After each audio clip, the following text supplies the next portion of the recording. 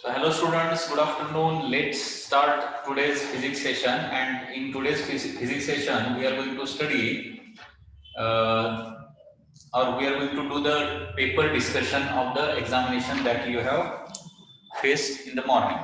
Okay. So what is the first question? First question is like this. That is, what is the angle between I plus 2j plus 2k and I cap? Angle निकालना है. I plus 2j plus 2k and I cap, इन दोनों के बीच का angle निकालना है. तो कैसे एंगल निकालेंगे? cos theta is equal to ax divided by a, ऐसा फार्मूला यूज कर सकते हैं ना. I cap is nothing but x axis. I cap is nothing but x axis. तो angle of this vector with x axis निकालना है. तो angle of any vector with x axis is ax by a, with y axis is ay by a, and with z axis is az by a. Okay, that is only to be calculated. ax मतलब इसका value कितना है? ax कितना है? 1 है इधर. And a मतलब इसका मैग्नीट्यूड. इसका मैग्नीट्यूड कितना आ जाएगा? Square root of 1 square plus 2 square plus 2 square. Okay, root 9. So answer आ जाएगा ये 1/3. So cos theta is equal to 1/3 and therefore theta is equal to cos inverse of 1/3. Okay, so इसका correct answer आ जाएगा none of these, because cos inverse of 1/3 option is not there. Okay, question number 2. In question number 2, it is given that c bar is equal to a bar cross b bar. Okay, the angle which a makes with c, a and c के बीच का angle निकालने के लिए बोला है. a and c के बीच का angle. तो आपको पता है a bar cross b bar, cross product हमने लिया तो क्या होता है? द क्रॉस प्रोडक्ट मतलब c bar is always perpendicular to a bar and b bar रहता है. तो एंगल कितना आ जाएगा between c bar and a bar? It will be 90 degree. So इसका आंसर आ जाएगा a. a will be the correct answer. Next, third, a vector a bar points vertically upward. a bar vertically upward है, ठीक है. b bar point towards north. b bar in the direction of north है. Suppose b bar in the direction of क्या है? north है. This is upward. या फिर directly ऐसे डिस्क्रिप्शन लिखता हूं. a bar is in upward direction. b bar is towards north direction. Okay, and the product a bar cross b bar is a bar cross b bar इस direction में रहेगा. That is the question. अभी देखिए, upward के लिए हम k cap use कर सकते हैं एंड नॉर्थ के लिए j कैप यूज कर सकते हैं. तो a bar cross b bar मतलब k क्रॉस j हो जाएगा. ओके, k क्रॉस j क्या आता है? माइनस i कैप आता है. k क्रॉस j मतलब माइनस i आता है. करेक्ट ना? Is it correct? या फिर राइट हैंड पाम रूल भी आप यूज कर सकते हैं. Right hand palm rule. तो a बार क्रॉस b बार मतलब thumb will be in direction of the upward direction and b bar will be in direction of the north. So the palm will face towards the west. So minus i cap means west. So cross product किस direction में आ जाएगा? It will be towards west. So answer C will be the correct answer. Right hand palm rule आप use कर सकते हैं ना cross product निकालने के लिए. ओके, कैसे यूज करेंगे? Thumb, if thumb is in direction of the first vector, four fingers are in the direction of the second vector, then palm will give the direction of the cross product. You can use that. Otherwise in this also you can calculate. My i cap मतलब east लेते हैं ना हम. i cap मतलब east minus i cap मतलब west लेते हैं. Number 4, what is the unit vector along i plus j? i plus j के डायरेक्शन में यूनिट वेक्टर निकालना है. तो यूनिट वेक्टर कैसे निकालते हैं? The vector divided by its magnitude only. इसका मैग्नीट्यूड कितना आ जाएगा? √2. So answer A will be the correct answer. बहुत इजी पेपर है. Number 5, if a bar is equal to b bar, then which of the following is correct? a bar is equal to b bar. So this is the given information. Okay, then which of the following is correct? A cap which of the following is not correct, ऐसा बोला है, not correct. First option है A cap is equal to B cap. अगर दो vector equal है, if this two vectors are equal, तो दोनों का डायरेक्शन भी सेम होगा। A cap and B cap क्या होता है, डायरेक्शन होता है, तो A will be the correct answer. Okay, मतलब A will be correct statement. उसके बाद A cap dot B cap will be equal to A B. A cap dot B cap A B नहीं आएगा ना, A cap मतलब इसका magnitude 1, इसका magnitude 1 हो जाएगा, तो 1 into 1 1 आ सकता है, a into b नहीं आ सकता। So this is the wrong statement. So answer, correct answer will be B answer will be the correct answer, क्योंकि इसमें wrong statement पूछा है, incorrect question, incorrect option पूछा है। C option है magnitude of a bar is equal to magnitude of b bar, ये भी correct statement है, क्योंकि दो वेक्टर इक्वल है तो मैग्नीट्यूड सेम ही होगा। ओके, एंड डी ऑप्शन है that is A B cap. Okay, magnitude of A B cap is equal to magnitude of B A cap, ये भी करेक्ट हो जाएगा। Number 6, what is question number 6? p bar plus q bar is a unit vector along x axis। p bar plus q bar 6 में क्या दिया है, देखिए, p bar plus q bar is unit vector along x axis। तो p bar plus q bar is unit vector along x axis मतलब क्या हो जाएगा, i कैप हो जाएगा ना। if उसके बाद बोला है if p bar is equal to I minus j plus k, then what is value of q bar? Okay, तो q bar का वैल्यू निकालना है या फिर q bar निकालना है, then q bar is, okay, so how to find out q bar? इसमें just p का वैल्यू डालेंगे और q का वैल्यू निकालेंगे। ओके, p का वैल्यू डाला तो क्या हो जाएगा, I minus j plus k plus q bar is equal to I cap। तो यहाँ पे I cap get cancel and minus j cap plus k cap right hand side को गया तो क्या हो जाएगा, q bar is equal to j cap minus k cap हो जाएगा। तो j cap minus k cap answer भी है। Okay, once again very simple question। Number 7, three vectors a bar b bar and c bar satisfy the relation। यहाँ पे three vector है, they satisfy the relation a bar dot b bar is equal to 0 and a bar dot c bar is also equal to 0। a bar dot c bar is also equal to 0 if b bar and c bar are not lying in the same plane। b bar and c bar not lying in same plane। Okay, that is the information given, b bar and c bar are not lying in the same plane, then a bar is parallel to, that is the question। देखिए, a bar dot b bar is equal to 0, dot product 0 कब रहता है, जब दो vector perpendicular होने चाहिए।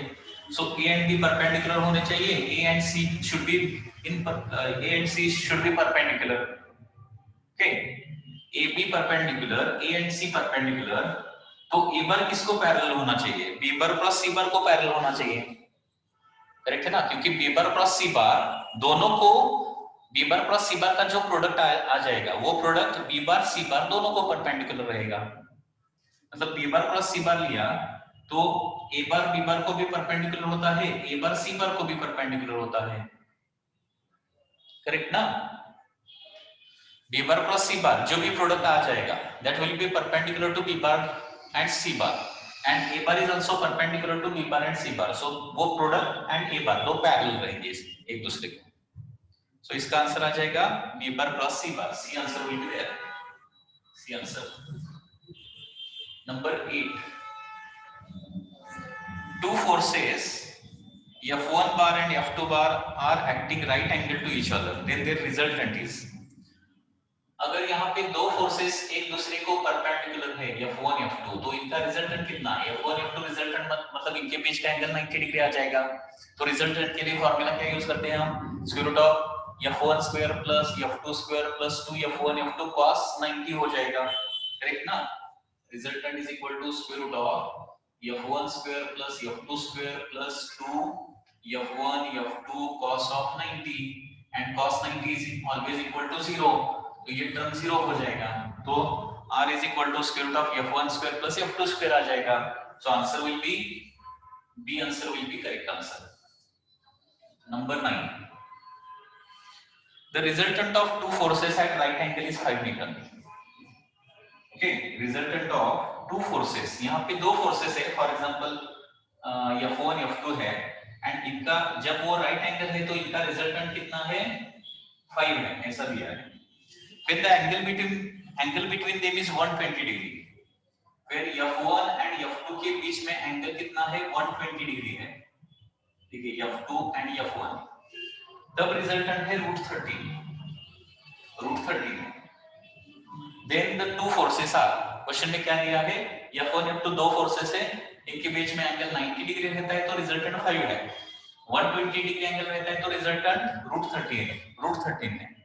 Okay, तो वो दो फोर्सेस क्या रहेंगे? तो इसके हम दो इक्वेशन लिख के वो सॉल्व कर सकते हैं. पहले का इक्वेशन क्या आ जाएगा? इन दोनों का रिजल्टेंट कितना है? 5 is equal to square root of क्या हो जाएगा? f1 square plus f2 square हो जाएगा. ओके, क्योंकि 2f1 f2 cos 90 टर्म 0 हो जाएगा and resultant is also √13 when angle between them is f1 square plus f2 square plus 2f1 f2 cos 120. cos 120 मतलब minus cos 60. Minus cos 60 मतलब half. So minus 2f1 f2 plus 2f1 f2 cos 120 is minus 1. Okay, so it will happen like this. Squaring both sides, 13 will be equal to f1 square plus f2 square plus f1 f2. Okay, तो यहाँ पे f1 square plus f2 square का value यहाँ पे मैंने डाल दिया. f1 square plus f2 square का वैल्यू कितना आ जाएगा? 25. तो यहाँ पे 25 वैल्यू डाल दिया तो क्या हो जाएगा? यहाँ पे माइनस नहीं होना चाहिए, minus, sorry.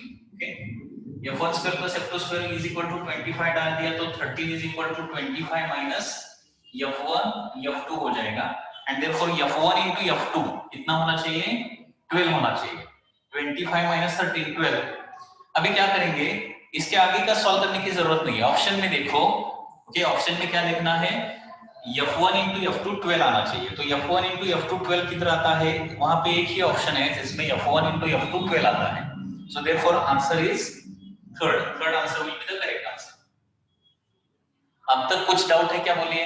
Up to this any doubt? ये समझ में आ गया कि देखिए पहले रिजल्टेंट 5 है, उसके बाद रिजल्टेंट है √13. तो दो इक्वेशन ओनली लिखने हैं. ठीक है, एंड उसके बाद f1 square plus f2 square का वैल्यू मतलब फर्स्ट इक्वेशन का वैल्यू इस सेकंड इक्वेशन में डाल देंगे. तो f1 into f2 कितना आ जाएगा? f1 into f2 12 आ जाएगा. तो f1 into f2 12 इस ऑप्शन में आता है. ओके, f1 into f2 12 आता है थर्ड ऑप्शन में ओनली. ठीक है ना? हाँ, next number 10. In number 10, it is given that a bar is equal to I plus 2j minus 3k. I plus 2j minus 3k. When vector b bar is added to a bar, we get unit vector along x-axis. Okay, there is a vector b bar, and when b bar is added to a bar, क्या होता है? Question में दिया है when b bar is added to a bar, we get a unit vector along x-axis. तो unit vector along the x-axis क्या हो जाएगा? क्या? Then b bar is, तो b bar निकालना है. ओके, तो a का वैल्यू इसमें डाल देंगे, b bar को निकालेंगे. तो I plus 2j minus 3k plus b bar. Okay, plus b bar is equal to I cap. Now here I cap and I cap get cancelled, and therefore b bar is equal to minus 2j plus 3k. So minus 2j plus 3k, first answer will be there. That is b bar. Okay, number 11. the angle between the z axis and the vector I plus j plus 2k. Okay, z axis मतलब k cap ना, या फिर z axis and कौन सा vector I plus j plus root 2k, इनके बीच का angle निकालना है इस।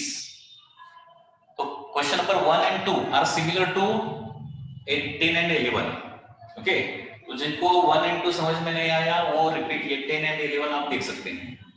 Okay, so angle with z axis कैसे निकालते हैं? cos theta is equal to az by a, correct ना? az by a को क्या बोलते हैं? Directional cosine ax by a, ay by a, az by a। ax by a is equal to cos theta लिखा तो क्या मिलेगा हमें? एंगल विद x एक्सिस मिलेगा। ay by a किया तो हमें क्या मिलेगा? Angle with the y axis, and az by a किया तो एंगल विद z एक्सिस मिलेगा। ओके, तो यहाँ पे cos theta is equal to az कितना है? रूट 2 है, divided by its magnitude, square root of 1 square plus root 2 square, तो कितना आ जाएगा? रूट 4 आ जाएगा मैग्नीट्यूड। ओके, 1 का स्क्वायर 1 का स्क्वायर 1 आणि रूट 2 का स्क्वायर कितना आ जाएगा? 2, 1 प्लस 2 4, रूट 4। तो ये root 2 divided by 2 that is 1 by root 2। अभी cos theta is equal to 1 by root 2, so theta should be equal to कितना होना चाहिए? Theta should be equal to 45 degree. Okay, so answer B is there, answer B is there। Okay, number 12, the resultant of two forces each p acting at an angle theta is, दो forces हैं, दोनों का magnitude p3 है and उनके बीच में angle theta है, तो resultant का फॉर्मूला क्या रहता है? 2p sin theta by 2।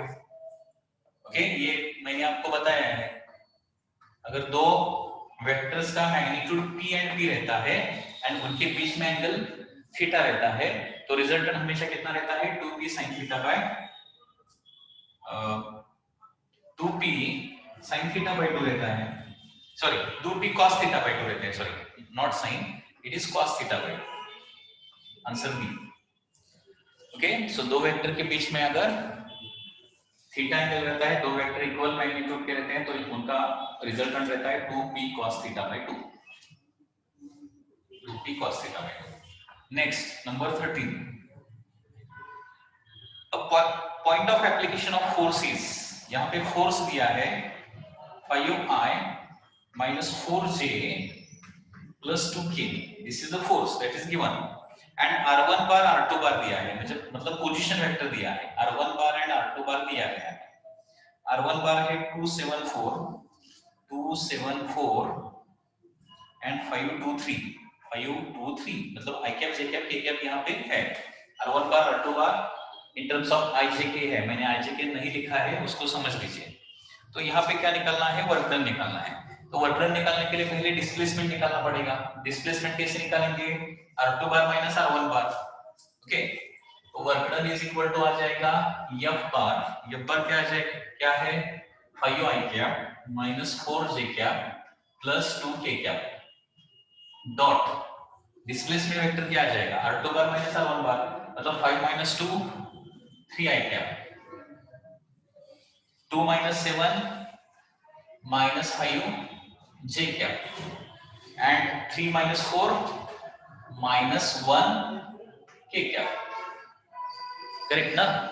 तो वर्क डन मतलब इनका डॉट प्रोडक्ट लेना पड़ेगा। अभी dot product 5 into 3 15 plus -4 - 5 plus 20, okay, and plus 2 into -1 मतलब -2, कितना हो जाएगा ये? टोटल आंसर 15 minus 2 कितना होता है? 13 plus 20, so answer will B 33। Correct है क्या? देखिए 5 minus 4 plus 2 2 7 4 मतलब 2i plus 7j plus 4k and 5i plus 2j plus 3k। Okay, displacement vector मतलब r2 bar minus r1 bar, 5 minus 2 that is 3 2 minus 7 that is minus 5 and 3 minus 4 that is minus 1. Okay, इनका multiplication करेंगे अभी, dot product ले लेंगे. 5 into 3 15, minus 4 into minus 5 मतलब plus 20 and minus 2. Correct na? So 33 will be answer.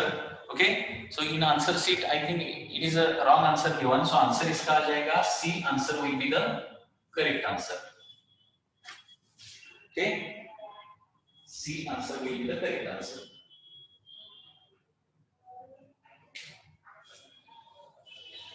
Next, number 14.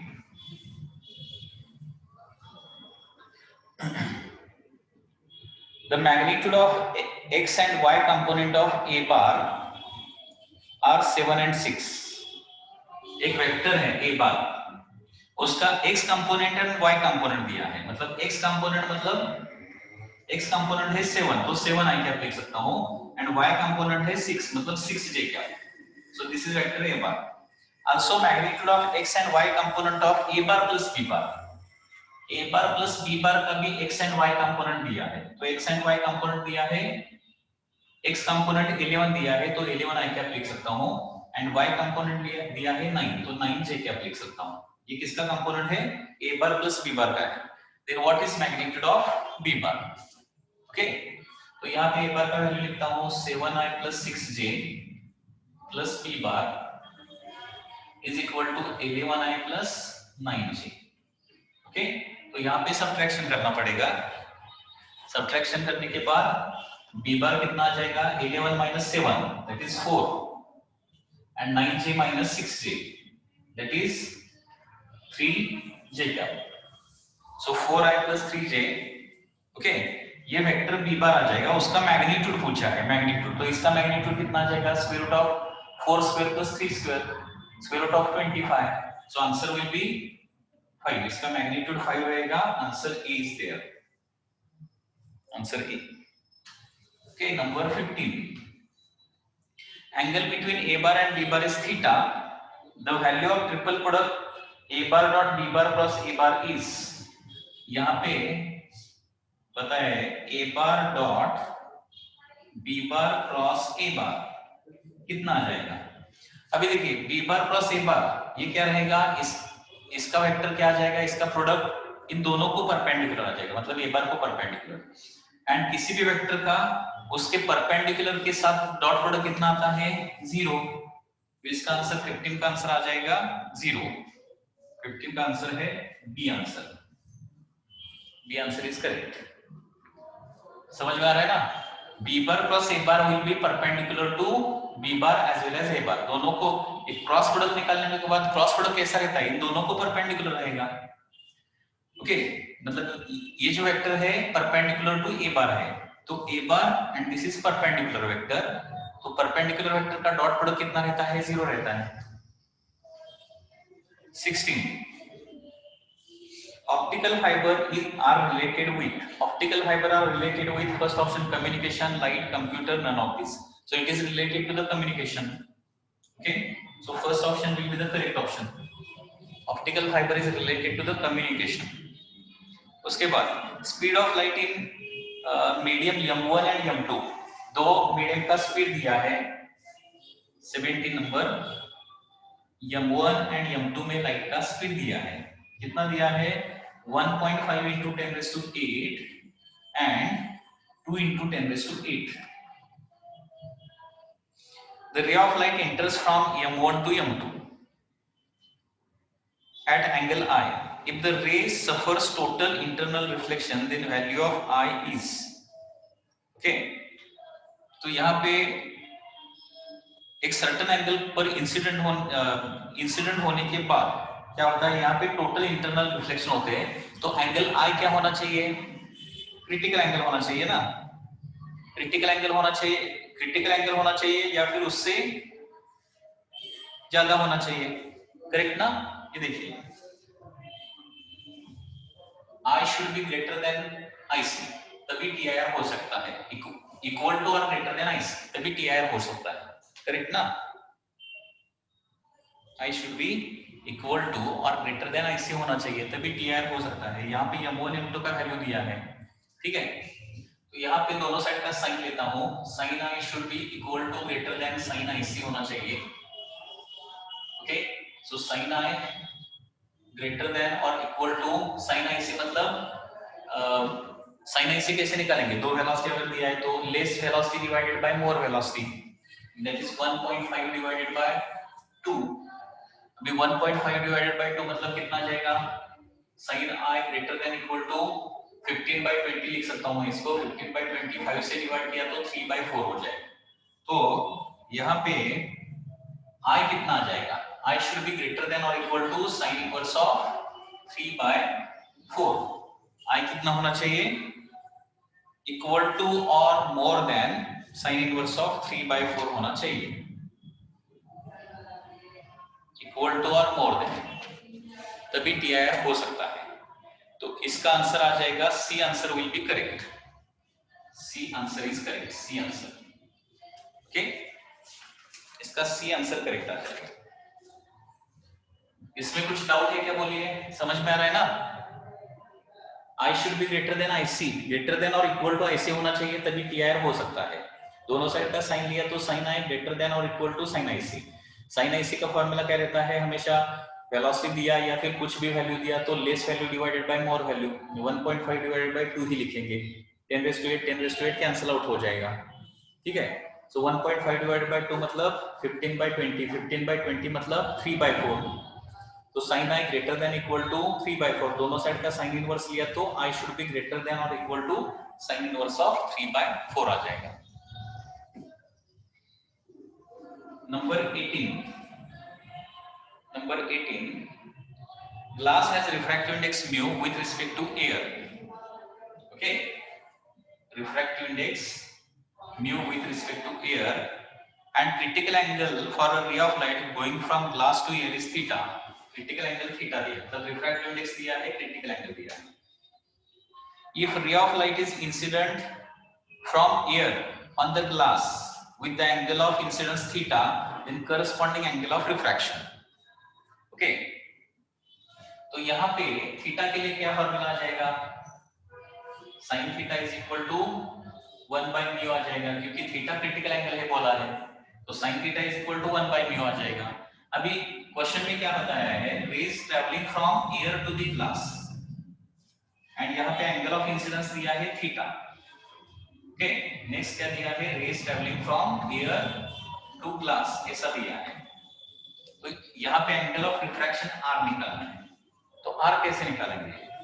तो यहाँ पे μ1 sin θ1 is equal to μ2 sin θ2 formula use करेंगे। μ1 sin θ1 is equal to μ2 sin θ2, okay. तो μ1 कितना है? एयर का refractive index 1 into sin of θ is equal to μ2 मतलब glass का refractive index μ into sin angle of refraction R, okay, angle of refraction R। अभी यहाँ पे sin theta is equal to 1/μ है। sin थीटा क्या है? यहाँ पे 1/μ है, according to the concept of critical angle. 1/μ is equal to μ into sin R हो जाएगा, ओके। 1/μ is equal to μ into sin R, and therefore sin R is equal to क्या आ जाएगा? 1/μ² आ जाएगा, करेक्ट ना? sin R will be equal to 1/μ², and therefore angle of refraction R will be equal to sin inverse of 1/μ². So correct answer will be C answer will be the correct answer. C answer. Okay, up to this any doubt?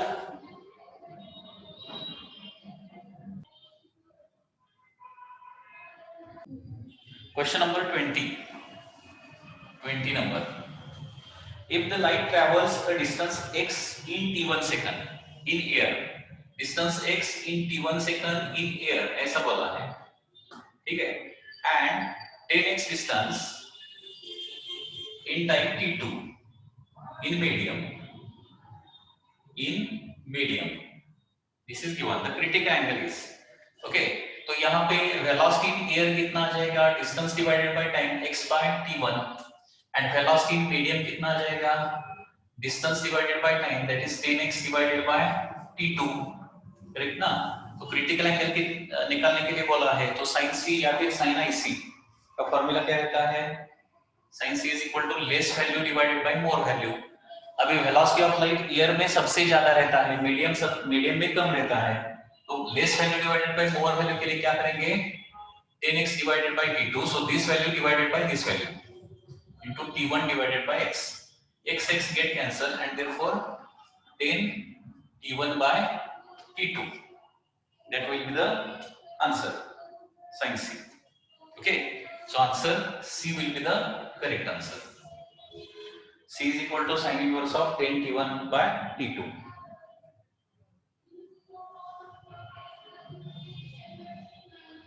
Okay, 21.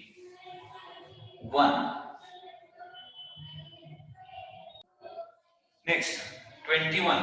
Light travels in two medium A and B with the speeds.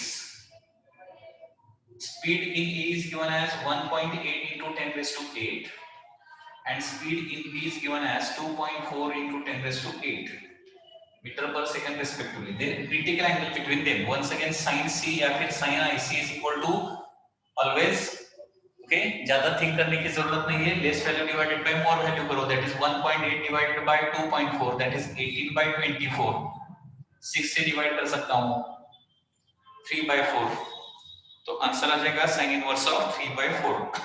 D answer is there. Okay, 22. A point object is placed at a distance 10 centimeter. Object distance दिया है 10 centimeter. And its real image is formed at a distance. Image distance is also given and it is a real image at 20 centimeter. It is a real one. From a concave mirror. So it is a concave mirror. Okay. If object is moved by 0.1 centimeter towards mirror, object moved towards mirror, ऐसा दिया है, by 0.1 centimeter. 0.1 centimeter. Image will shift by. Image will shift by. That is the question. तो कैसे solve करेंगे इसको? देखिए यहां पे एक मिरर है एंड ऑब्जेक्ट जो है इसको अंदर शिफ्ट किया गया है. ओके, आपको पता है जब ऑब्जेक्ट अंदर आता है तो इमेज क्या होता है, उससे दूर जाता है. ऑब्जेक्ट जब मिरर की तरफ मूव करता है तो इमेज क्या होता है, कंटिन्यूअसली मिरर से अवे मूव होता है. रियल इमेज क्या होता है, मिरर से अवे मूव होता है. तो अवे का ऑप्शन कितना है, यहाँ पे अवे का दो ऑप्शन है, 0.4 सेंटीमीटर अवे फ्रॉम मिरर या फिर 0.8 सेंटीमीटर अवे फ्रॉम मिरर. अभी एक ऑब्जेक्ट अलोंग द एक्सिस अगर मूव कर रहा है अलोंग द एक्सिस, तो उसके लिए क्या यूज करते हैं, m स्क्वायर का फॉर्मूला यूज करते हैं, मैग्निफिकेशन स्क्वायर. ओके, सो आपको पता है velocity of image is equal to m square velocity of object हो जाएगा ना, ये पता है ना. If object is moving along the axis, velocity of image is equal to m square times velocity of the object. Okay, object मतलब velocity of image मतलब distance travelled by image, ऐसा लिख सकते हैं. Okay, displacement of the image divided by time. Okay, velocity मतलब displacement divided by time ना, is equal to m square displacement of object divided by time, ऐसा लिख सकते हैं. तो टाइम कैंसिल आउट हो जाएगा.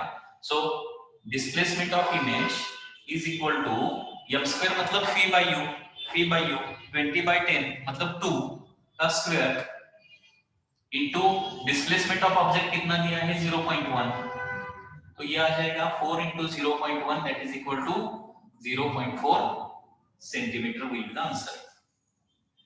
ओके, तो हमेशा ध्यान में रखिए अगर ऑब्जेक्ट अलोंग द एक्सिस में होता है तो इमेज भी अलोंग द एक्सिस में होता है, ऑब्जेक्ट अंदर आता है तो इमेज बाहर जाता है, एंड वो कैसे निकालेंगे, क्योंकि हमें पता है when object is moving along the axis velocity of image is equal to m square times velocity of object. ये फार्मूला आपको मैंने दिया है।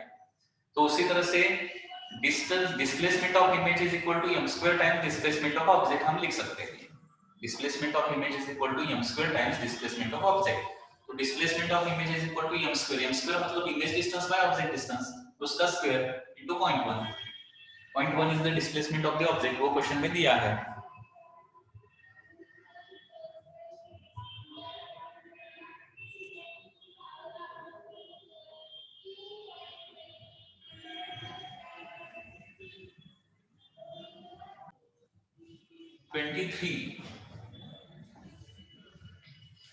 Refractive index of water is 1.33.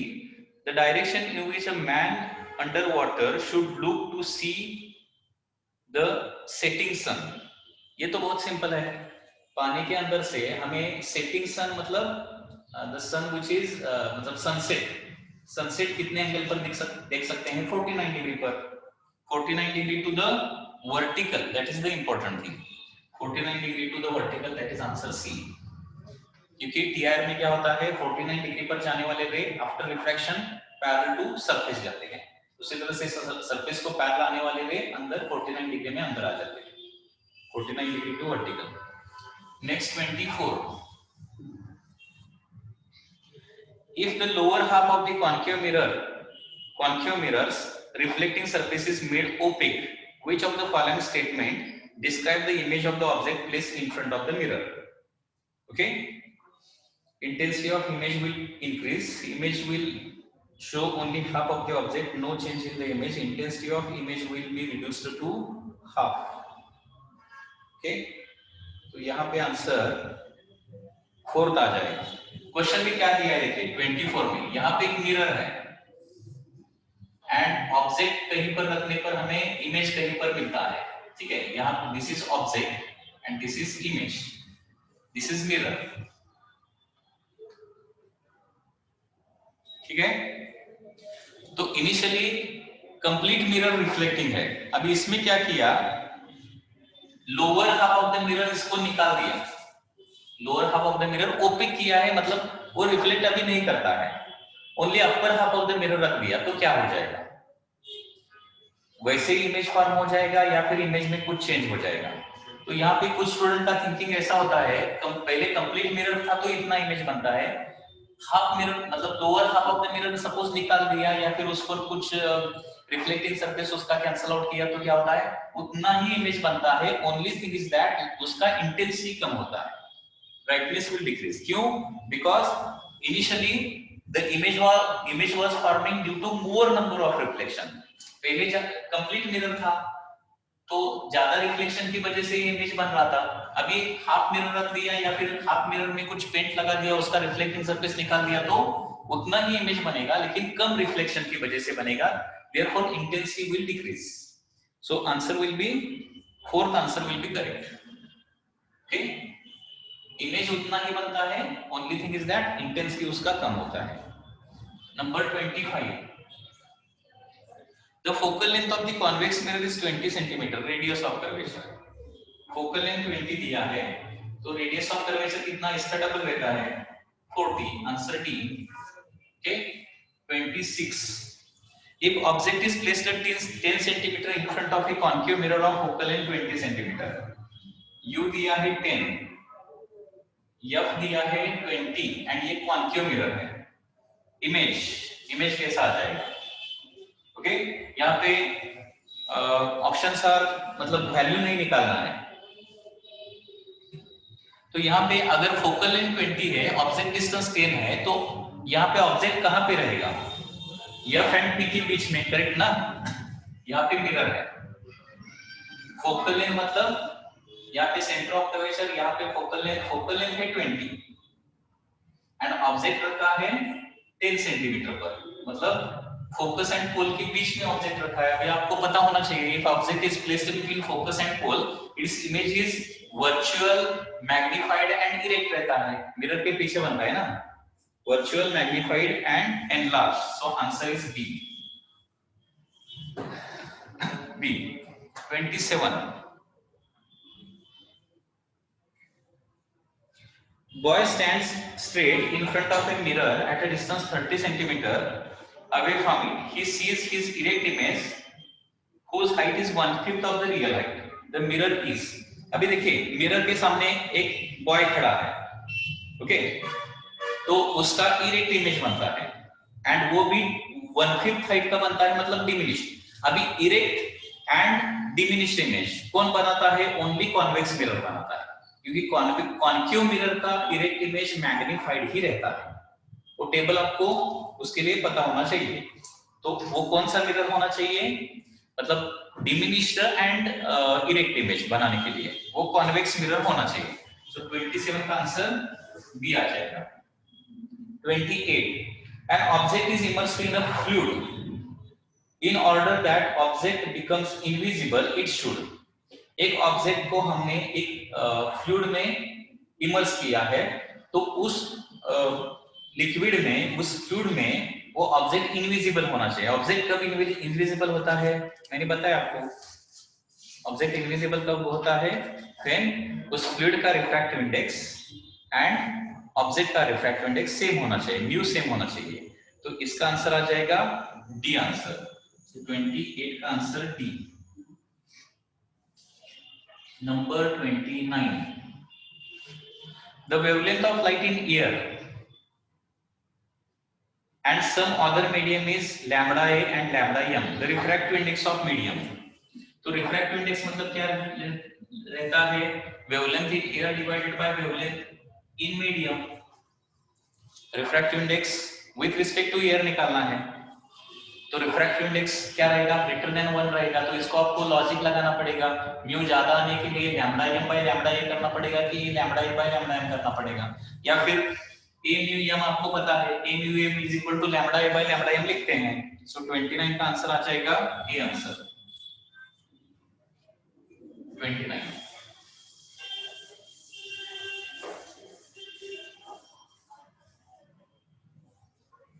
Next number 30। The mark at the bottom of liquid appears to raise by 0.1 centimeter. Okay, मतलब एक liquid के bottom पर एक मार्क है, वो 0.1 मीटर से वो शिफ्ट होता है। तो यहाँ पे शिफ्ट दिया है। Depth of the liquid is 1 metre, refractive index of liquid is, यहाँ पे रियल डेप्थ दिया गया है लिक्विड का, रियल डेप्थ कितना है? 1 मीटर है। ऊपर से देखने पर ये जो डेप्थ है कितना दिखेगा? Apparent depth, real depth divided by mu, correct ना? क्योंकि ये डेंसर मीडियम का डिस्टेंस कम दिखता है। तो एपरेंट डेप्थ कितना है यहाँ पे? 0.9, रियल डेप्थ कितना है? 1 है, डिवाइडेड बाय म्यू, करेक्ट ना? क्योंकि यहाँ पे बॉटम 0.1 से ऊपर शिफ्ट होता हुआ दिखाई देता है, 0.1 से ऊपर रेज हुआ है, तो एपरेंट डेप्थ कितना रहेगा? 0.9 रहेगा। रियल डेप्थ 1 दिया है and bottom appears to be shifted by 0.1 ऐसा दिया है क्वेश्चन में, तो एपरेंट डेप्थ 0.9 हो जाएगा। तो apparent depth is equal to real depth by mu, apparent depth 0.9, real depth 1 by mu, so mu is equal to 1 divided by 0.9 will be the answer। 1 divided by 0.9 मतलब 10 by 9 हम लिख सकते हैं, 10 by 9 मतलब answer will be C answer.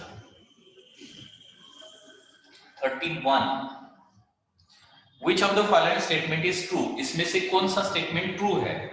velocity of light is constant in all medium, incorrect। velocity of light in vacuum is maximum, this is correct statement। तो 31 का answer B आता है। उसके बाद सी ऑप्शन क्या दिया है? Velocity of light is same in all reference frames and laws of nature have identical form in all reference frames. तो इसमें से बी ही आंसर करेक्ट आ जाएगा, वैक्यूम में सबसे ज्यादा वेलोसिटी आता है। Velocity of light in medium is 1.5 into 10⁸, the refractive index will be 32 में दिया है, velocity of light in medium दिया है 1.5 into 10⁸, तो उसका रिफ्रैक्टिव इंडेक्स निकालने के लिए बोला है। तो refractive index of medium with respect to air मतलब velocity of light in air divided by velocity of light in medium. तो velocity of light in air कितना रहता है? 3 into 10⁸। Velocity of light in medium कितना? 1.5 into 10⁸। तो answer क्या आ जाएगा? Answer will B 2। 32 का लास्ट ऑप्शन करेक्ट आ जाएगा, last option. 33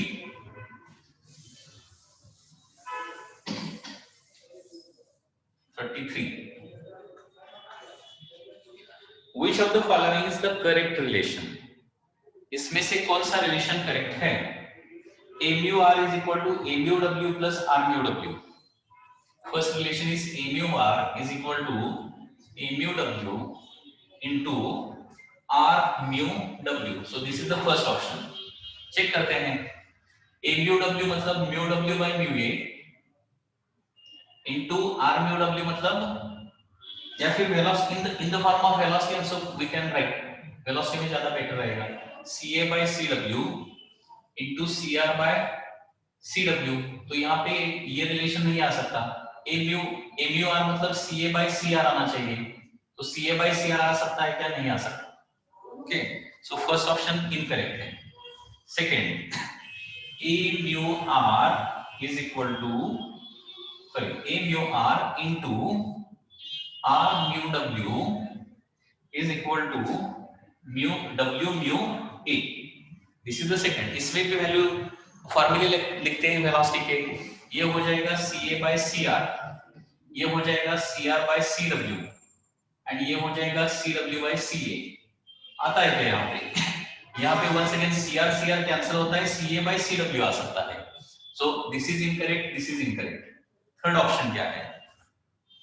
A mu r into R mu a is equal to 0। तो A mu r मतलब ca by cr आ सकता है, R mu a मतलब cr by ca आ सकता है, is equal to 0 आता है क्या? नहीं आता है, क्योंकि cr cancel, ca by ca 1 आना चाहिए। So this is incorrect। And last option,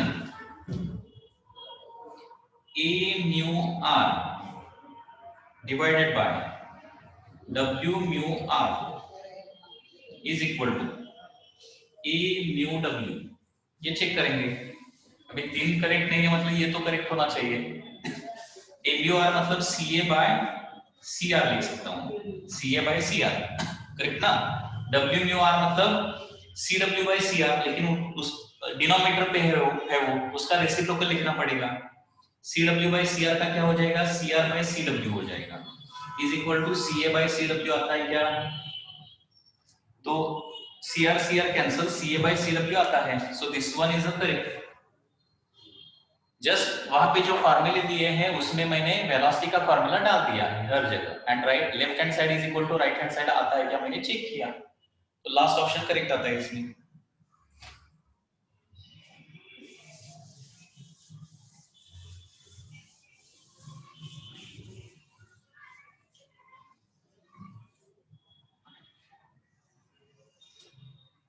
next 34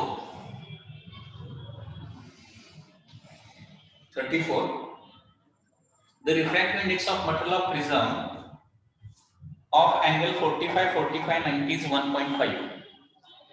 the path of ray of light incident normally on hypotenuse side is shown in। तो इसमें से करेक्ट हाइपोटेन्यूस साइड, अभी ये रिफ्लेक्टिंग प्रिज्म का concept हमने देखा है। हाइपोटेन्यूस साइड पर नॉर्मली एक रे अगर इंसिडेंट करते हैं तो 180 डिग्री से वो बेंड होता है, तो 180 डिग्री से बेंड होने वाला फिगर कौन सा है? फर्स्ट। सो 34 का आंसर आता है फर्स्ट। डायग्राम ठीक से देखो, ये हमने स्टडी किया है। ओके, 45 90 का अगर प्रिज्म है उस पर हम हाइपोटेन्यूस साइड पर रे को इंसिडेंट करते हैं, वो 2 बार दिया होता है एंड 180 डिग्री से नीचे जाता है, बेंड होता है। 35 by placing the prism in minimum deviation position the image of spectrum। अभी जब मिनिमम डेविएशन होता है ना तो क्या होता है? image of the spectrum become narrow and distinct। okay, so answer C will be correct। 35 image become minimum deviation मतलब क्या होता है? यहाँ पे डिस्पर्शन भी मिनिमम होता है। डेविएशन मिनिमम, डिस्पर्शन मिनिमम, तो क्या हो जाएगा? इमेज शार्प आ जाएगा। शार्प मतलब distinct. 36 deviation of 5 degrees observed for a prism whose angle is small. So deviation दिया है, deviation is 5 degree, angle small है मतलब थिन प्रिज्म है, एंड इसका म्यू दिया है 1.5, तो एंगल ऑफ प्रिज्म ए निकालने के लिए बोला है। अभी थिन प्रिज्म मतलब फार्मूला क्या है, delta is equal to a in bracket mu minus 1। Thin prism question में आता है तो ये फार्मूला आपको रिमेंबर होना चाहिए, delta is equal to a in bracket mu minus 1। तो डेल्टा दिया है 5, ए निकालना है, mu minus 1 that is 1.5 minus 1 that is 0.5, तो a is equal to 5 divided by 0.5 कितना आ जाएगा 10 degree. So answer B will be correct answer, 10 degree will be the answer। 37 prism ABC of angle 30 degree has its face AC silver। यहाँ पे एक prism है ABC, इसका face AC जो है सिल्वर मतलब रिफ्लेक्टिंग है, reflecting. The ray of light incident at an angle 45 degree at face AB, AB पर 45 डिग्री में इसको इंसिडेंट किया है, 45 डिग्री में इसको रे ऑफ लाइट को इंसिडेंट किया है। At face AB retrace the path after reflection, मतलब ये क्या होता है, इंसिडेंट होने के बाद वो पाथ रिट्रेस करता है, पाथ रिट्रेस करता है मतलब यहाँ पे 90 डिग्री एंगल ही होना चाहिए, क्योंकि नॉर्मल मिरर पर नॉर्मली अगर रे इंसिडेंट हुआ तो ही उसी डायरेक्शन में रिफ्लेक्ट बैक कर सकता है। तो रिट्रेस दिया है मतलब यहाँ पे नॉर्मल इंसिडेंस होना चाहिए तभी वो रिट्रेस करेगा। The refractive index of material, तो इसका म्यू निकालना है। ओके, तो यहाँ पे prism ABC of angle 30 degree, ये एंगल दिया गया है 30 डिग्री, अगर ये एंगल 30 डिग्री है तो ये 60 हो जाएगा, ये 60 है तो ये 30 डिग्री हो जाएगा। तो I मिल गया, R मिल गया, तो म्यू का फार्मूला यूज कर सकते हैं, mu is equal to sin 45 divided by sin 30। Okay, तो इसका कैलकुलेशन करके देख लीजिए, sin 45 1/√2, sin 30 1/2, 2 ऊपर जाएगा 2/√2 आ जाएगा, 2/√2 मतलब √2 will be the answer। Okay, so answer C will be the correct answer, C will be the correct answer। 37 के बाद next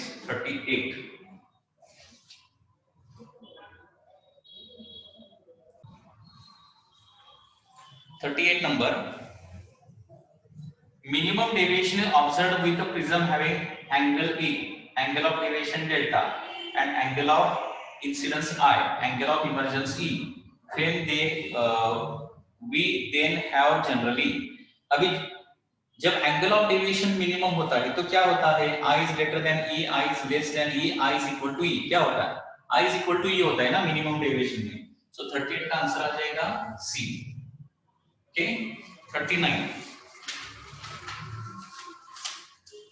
dispersive power depends on, तो डिस्पर्सिव पावर हमने देखा है, dispersive powers depends only on material of prism, correct ना। सो 39 का answer आता है बी, डिस्पर्सिव पावर मतलब ओमेगा। एंगुलर डिस्पर्शन ए और म्यू दोनों पर डिपेंड रहता है angular dispersion, and dispersive power only depends on mu. 40 number, the refractive indices of a prism for red, yellow and violet color are 1.61, 1.63 and 1.65। then dispersive power, तो dispersive power 40 में निकालने के लिए बोला है। dispersive power का formula क्या है, mu v minus mu r upon mu y minus 1, and in सभी का वैल्यू दिया है, तो 1.65 minus 1.61 डिवाइडेड बाय 1.63 minus 1, तो ऐसा ऑप्शन सी ऑप्शन है, C option directly is there. Okay, next number 41, angle of deviation delta by a prism can be given by, okay, and यहाँ पे दिया है angle of prism is small, angle of prism small मतलब thin prism, and thin prism का delta का एक ही formula है, कौन सा, delta is equal to a in bracket mu minus 1, that is the option, ये option is correct, thin prism का formula only पूछा है। 42 thick plane mirror shows number of images of a filament of electric bulb, of this the brightest image is second one। thick mirror, ये 42 शायद last time भी हमने पढ़ा है। Suppose यहाँ पे एक थिक मिरर है, थिक मिरर मतलब उस मिरर को इस तरह से थिकनेस है, एंड यहाँ पे अगर ऑब्जेक्ट है, ओके ऑब्जेक्ट यहाँ पे है, तो इसके नंबर ऑफ इमेजेस क्या होते हैं, अंदर फॉर्म होते हैं due to reflection from the top surface as well as from the reflection from the bottom surface, like this. And इसमें से सेकंड इमेज हमेशा क्या रहता है, ब्राइट रहता है। थिक मिरर है तो क्या करता है, वो नंबर ऑफ इमेजेस बनाता है, एंड उसमें से सेकंड इमेज क्या रहता है, हमेशा सबसे ज्यादा ब्राइट रहता है। 43 in refraction light waves are bent on passing from one medium to the second medium because the second medium in the second medium speed of light is different, okay light क्यों bend होता है, because speed of light is different, so 43 का answer आता है C, 43 का answer C आ जाएगा।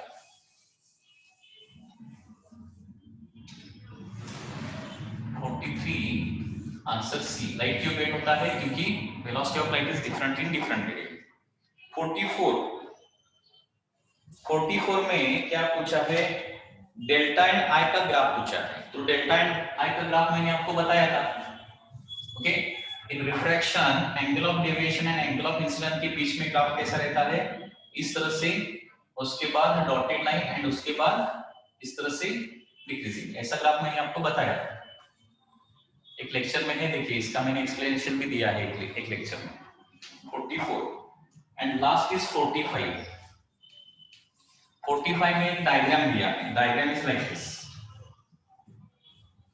यहाँ पे एक वेसल है, रिफ्रैक्टिंग सरफेस है, एंड यहाँ पे एक प्रिज्म है लाइक दिस, ओके एंड रे इज ट्रैवलिंग लाइक दिस,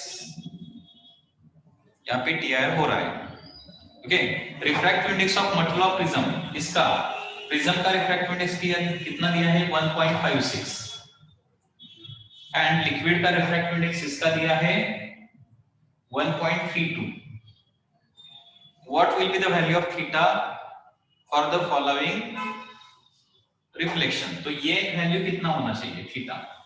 अभी देखिए यहाँ पे वैल्यू अगर थीटा है, तो यहाँ पे मैंने अगर नॉर्मल निकाला तो ये भी वैल्यू थीटा हो जाएगा, करेक्ट ना, क्योंकि theta plus x 90, x plus this angle is equal to 90, तो यहाँ पे थीटा आ जाएगा, करेक्ट है ना, समझ में आ रहा है ना। फिर एक बार देखता हूं, देखिए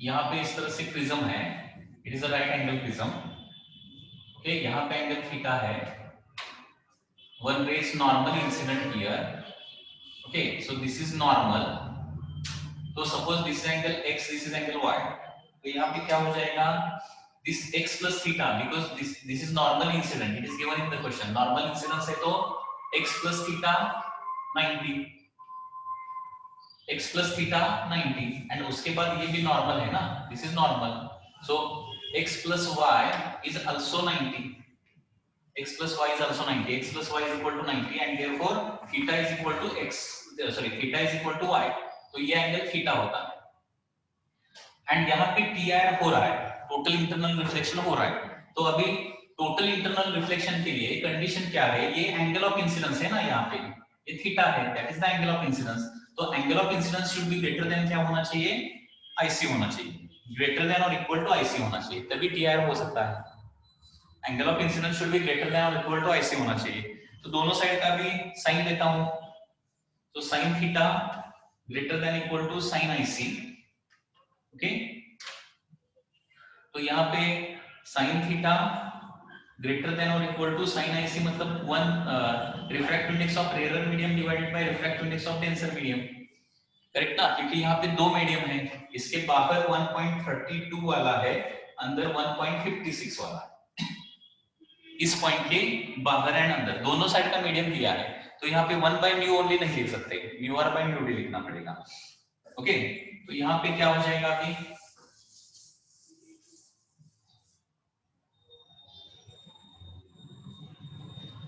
that is sin theta greater than और इक्वल टू 1.32 डिवाइडेड बाय 1.56, तो ये कैलकुलेशन करके देखिए आंसर आ जाएगा, B answer will be correct, The answer will be correct.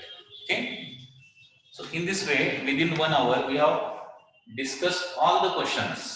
Okay, we have discussed all questions, all 45 questions from the PCB group. ठीक है, तो इसमें कुछ अगर डाउट है तो नेक्स्ट लेक्चर को भी आप पूछ सकते हैं. ओके, सो इस क्वेश्चन पेपर में क्या है, ओनली वन आंसर वो सॉफ्टवेयर में दिया हुआ, ओनली वन आंसर इनकरेक्ट है, बाकी के सभी आंसर करेक्ट है. तो आपको कौन सा 13 number question, that is magnitude कितना, वर्कडन कितना आता है 33. वर्कडन का क्वेश्चन एक क्वेश्चन है, वही ओनली उसमें इनकरेक्ट लिया गया है, बाकी के सभी क्वेश्चन करेक्ट है. Accordingly you can count your marks. Okay, so this is all for today's lecture of the physics. I am going to end this lecture now. Okay, have a nice day and take care. Bye.